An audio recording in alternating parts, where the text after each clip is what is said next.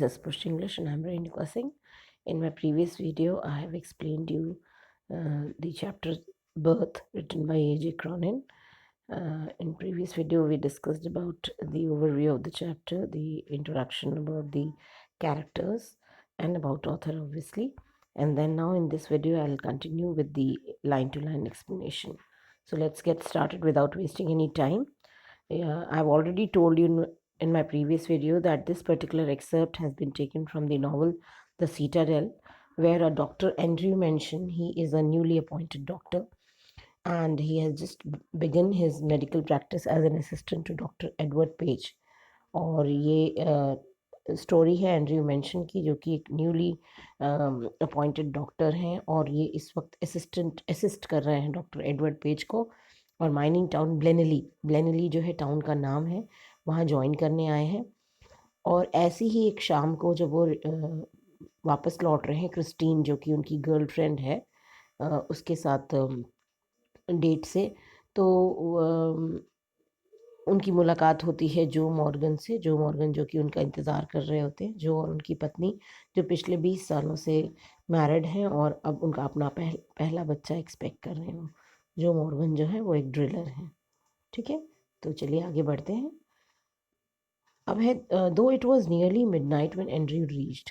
तो जब अपने ब्लेनली टाउन से लेकर के ब्लेनली में वो अपॉइंटेड थे और वहाँ से जब वो ब्रिंगोर जहाँ वो रहते थे, हाँ ब्रिंगोर जब वो पहुँचे, कौन एंड्रयू, तो उन्होंने देखा कि जो मॉर्गन उनका इंतज़ार कर रहे हैं और वो उनकी जो सीढ़ियाँ थी शॉर्ट स्टेप्स, वो छोटे छोटे कदमों से वहाँ पर he was just walking up and down, जो उनके घर के बाहर है वो उस पर चल रहे हैं, और जहाँ सर्जरी थी और जो घर का एंट्रेंस था।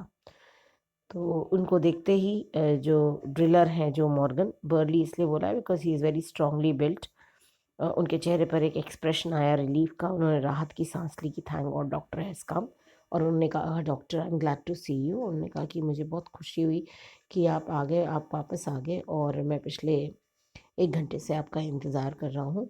मेरी जो मिसेज़ हैं वो बिफोर टाइम, यानी कि थोड़ा जल्दी उनका एक्सपेक्टेड टाइम आ गया है डिलीवरी का, तो जो है अब शी इज़ इन पेन।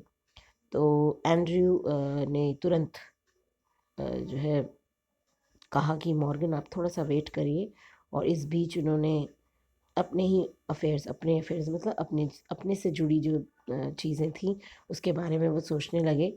खैर इस दौरान वो अपने घर के अंदर गए, उन्होंने बैग उठाया और दोनों यानी जो और एंड्रयू दोनों चल पड़े जो मॉर्गन के घर, जो कि है एड्रेस ये दिया हुआ है नंबर 12 ग्लेना टेरेस पर। ठीक है, तो रात हो ही चुकी थी, काफ़ी ठंडी रात थी और अजीब सी एक मिस्ट्री थी उस रात में। हालांकि एंड्रयू काफ़ी परसेप्टिव रहते थे, बहुत ही एक्टिव रहते थे, लेकिन आज जाने क्यों वो बहुत ही डल, बहुत ही उदास, बहुत ही अपसेट और लिस्टलेस यानी अनकंफर्टेबल नज़र आ रहे थे।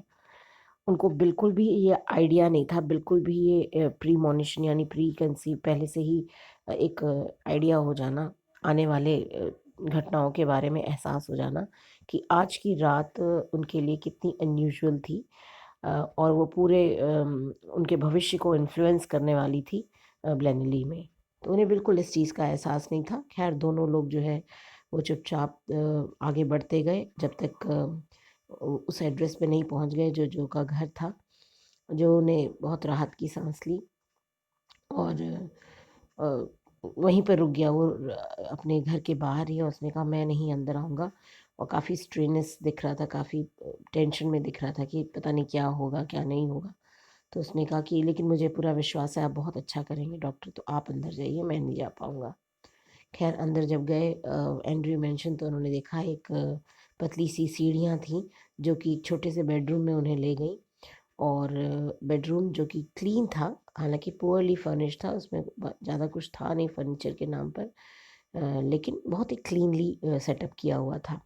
एक ऑयल लैम्प जल रहा था। मिसेस मॉर्गन की मदर, जो कि एक टॉल सी लेडी थी, बाल ऑलमोस्ट सफ़ेद हो चुके थे सारे, और 70 ईयर्स की रही होंगी, वो थी, और साथ में एक स्टाउट यानी स्ट्रांगली बिल्ट एक एल्डरली एज की मिडवाइफ थी, दोनों की दोनों पेशेंट के बगल में वेट कर रही थी। पेशेंट कौन थी? जो मॉर्गन की वाइफ, जिनका नाम है सुसैन मॉर्गन, ठीक है, जो एक्सपेक्टेंट मदर है।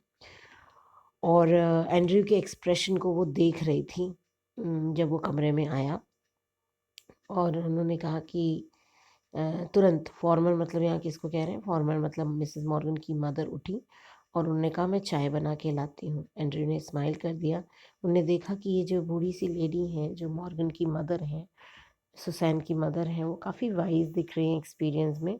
और फिर उन्हें लगा कि शायद लगता है, मतलब माँ ने रियलाइज़ किया सुसैन की, कि चाहे वो उनका एक्सपीरियंस था या जो भी था, उन्होंने ये ऑब्ज़र्व किया कि शायद डॉक्टर अब कहेगा कि अभी तो समय है और मैं थोड़ी देर में होकर आता हूँ, और कि मैं थोड़ी देर में लौट कर आता हूँ। ऐसा सुसैन की माँ को एहसास हुआ। तो उन्होंने तुरंत कहा कि आप चिंता मत करिए, मैं कहीं नहीं जा रहा हूँ। तो उसके बाद वो चाय बना के जब ले आई तो किचन में उन्होंने चाय पिया, और थका हुआ तो था, no doubt he was over tired. और इस थकान के बाद उसे एक नींद की ज़रूरत थी, लेकिन वो 1 घंटे भी नींद नहीं ले पाता। अगर वो जाता भी यहाँ से तो भी इतना कम टाइम था कि he could not have slept. तो इसलिए कोई फ़ायदा नहीं था, और उन्हें वैसे भी लगा कि इस केस को ज़्यादा, इनके अटेंशन की ज़्यादा ज़रूरत है, इनके ध्यान की, क्योंकि बहुत ही सेंसिटिव और क्रूशियल केस है ये। तो एक लेथार्जीनेस तो था, बहुत ही आलस महसूस कर रहे थे, लेकिन उन्होंने कहा नहीं, सब कुछ बाद में, सबसे पहले ये केस अटेंड कर लूँ।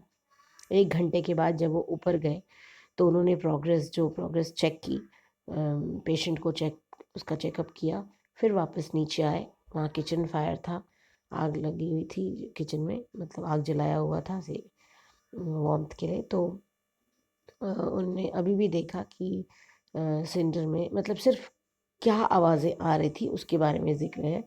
पूरा सन्नाटा था। एक तो रात का सन्नाटा वैसे भी होता है, लेकिन ग्रेट में, यानी उस फायर प्लेस में सिलेंडर, यानी सिर्फ कोयले के तड़कने की आवाज़ थी, और जो चिंगारी होती है उसकी आवाज़ थी। फिर और बीच में एक टिक टॉक की आवाज़ आ रही थी, वॉल क्लॉक की। हाँ, एक और साउंड था, और वो था मॉर्गन का फुटस्टेप, यानी जो मॉर्गन जो बाहर चहलकदमी कर रहे थे स्ट्रीट में, उनके पदचापों की आवाज़ थी, उनके फुटस्टेप्स की आवाज़ थी, ठीक है। तो ये जो लेडी थी, यानी सुसैन की मदर, वो ब्लैक ड्रेस में थी, मोशनलेस, चुपचाप वहाँ खड़ी थी, और उनकी आंखों में एक लाइवलीनेस था, एक वाइज नेस दिख रही थी, एक विजडम दिख रहा था। और शी वॉज प्रोबिंग, मतलब 1 सेकंड के लिए भी वो एंड्रयू के चेहरे से अपना आंखें हटाती नहीं थी। शायद हमेशा उनकी आंखें कुछ जानना चाहती थी कि क्या हुआ, क्या हो रहा है। और इधर एंड्रयू की हालत ये थी कि उनके दिमाग में जितना कुछ चल रहा था, it was feeling so heavy, muddled, सब कुछ मेस्ड अप था। आज जो कार्डिफ स्टेशन पे हुआ क्रिस्टीन के साथ जो एपिसोड हुआ, उसकी वजह से वो बहुत सैड थे, और वो सैडनेस ने पूरी तरीके से इनको कवर अप किया हुआ था, डोमिनेट किया हुआ था। तो बीच में तो उन्होंने क्रिस्टीन को देखा, ठीक है, क्रिस्टीन को देखा, उसके बाद से क्रिस्टीन के साथ जो एपिसोड हुआ, उसके बाद वो ब्रैम्वेल के बारे में सोचने लगे कि ब्रैम्वेल कैसा इंसान है, कि वो एक ऐसी औरत के साथ डिवोटेड है जो उसे डिसीव कर चुकी है, जो उसे डिसीव कर रही है, धोखा दिया जिसने। तो एक केस तो ये सोचा उसने। दूसरा केस उसने सोचा एडवर्ड पेज के बारे में, जो कि एक दूसरी किसी श्रीविश ब्लॉन्डवेन के साथ एसोसिएटेड है। और तीसरा उसने सोचा डेनी के बारे में, डेनी जो कि अपनी पत्नी से दूर है लेकिन फिर भी नाखुश है। तो ये 3 मैरिजेस के बारे में वो सोच रहा है, 3 लोगों के बारे में, ब्रैम्वेल के बारे में, एडवर्ड पेज के बारे में, और डेनी के बारे में, ठीक है। तो इन तीनों के बारे में ही जब वो सोच रहा है, तो उसे लग रहा है, वो इस कंक्लूजन तक पहुंच रहा है कि शादियां जो हैं वो डिसमल फेलियर्स हैं, क्योंकि इन तीनों केस में तो शादियां नाकाम रही हैं। तो वो इस कंक्लूजन तक पहुंचा कि थोड़ी देर सोचता रहा कि मैं जिस मैरिज को बहुत ही अच्छा समझ रहा था, कहीं ऐसा तो नहीं कि क्रिस्टीन के साथ मेरे जो रिलेशनशिप है वो इन लोगों की तरह ही मेरा भी मैरिज एक फेलियर साबित हो जाए। तो इन्हीं सब उलझनों में वो उलझा हुआ था। तभी क्रिस्टीन की आंखें उसे याद आईं कि किस तरीके से वो किसी कंक्लूजन तक नहीं पहुंच रहा था, शायद इसीलिए क्रिस्टीन भी नाराज़ थी। It was the conflict between his level और उनका ये जो दिमाग था और उनका ये ओवरफ्लोइंग हार्ट, यानी दिमाग कुछ कहता था, दिल कुछ कहता था। तो ये जो कन्फ्लिक्ट चल रहा था इसकी वजह से काफ़ी कंफ्यूज और रिजल्टफुल नज़र आ रहे थे। उन्होंने क्या किया, अपना चिन जो है अपने चेस्ट पर ऐसे सपोर्ट करते हुए और अपनी टांगें फैला ली और बहुत ही ध्यान से फायर के तरफ देखने लगे। ब्रूडिंगली का मतलब होता है थिंकिंग डीपली, थिंकिंग डीपली होता है इसका मतलब। और थिंकिंग डीपली, और ऐसे बहुत लंबे समय तक वो देखते रहे और क्रिस्टीन के बारे में सोचते रहे। तब तक जो ओल्ड वुमेन थी यानी सुसैन की मदर, अचानक उन्होंने देखा कि वो कुछ बोलना चाहती हैं। तो her meditation had pursued a different course, और वो दूसरे ही दिशा में लेकर मतलब डूबे हुए थे।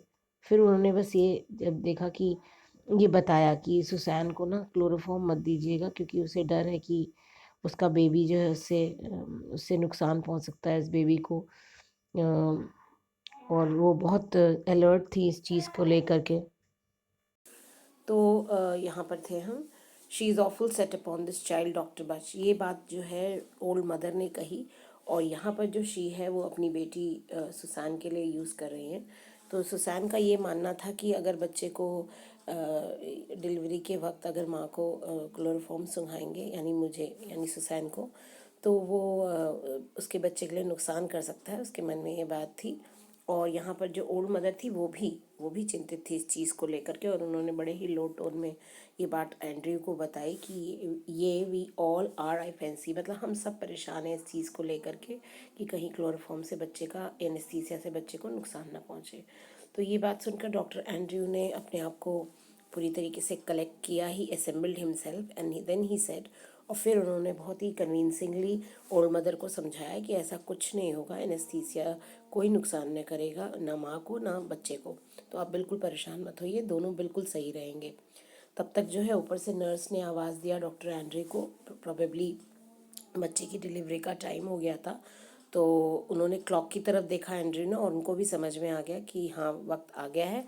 और उस वक्त समय हो रहा था 3:30 यानी 3:30 AM इन दी मॉर्निंग, यानी सुबह का वक्त हो गया था, सुबह हो चुकी थी।